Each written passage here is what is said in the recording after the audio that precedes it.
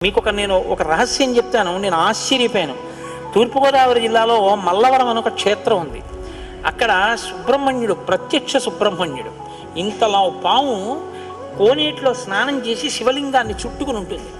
అది పిల్లలు పుట్టని వాళ్ళు వెళ్ళి నమస్కారం చేస్తే పిల్లలు పుట్టారు. డాక్టర్లు పిల్లలు పుట్టరని సర్టిఫై చేసిన వాళ్ళకి పుట్టారు. ముఖ్యమంత్రులు కూడా వెళ్ళారు పీఠాధిపతులు అక్కడికి. ఆ పాము కారణాంతరాల చేత శివలింగానికే తల కొట్టుకుని శరీరం వదిలితే ఇప్పుడు అలాగే ప్రతిష్ఠ చేశారు.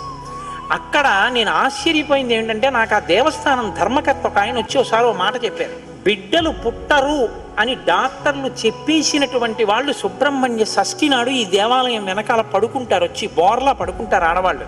వాళ్ళకి కునుకు పడుతుంది, కునుకు పడ్డాక లేపేస్తాం. ఆ మరుసటి సంవత్సరం వాళ్ళు పసిపిల్లల్ని పట్టుకుని వస్తారండి అని చెప్పారు. నాకు అపనమ్మకం కాదు, చూడాలనిపించింది. కాకినాడ నుంచి చాలా మందిని కలిసి సుబ్రహ్మణ్య భుజంగ స్తోత్రం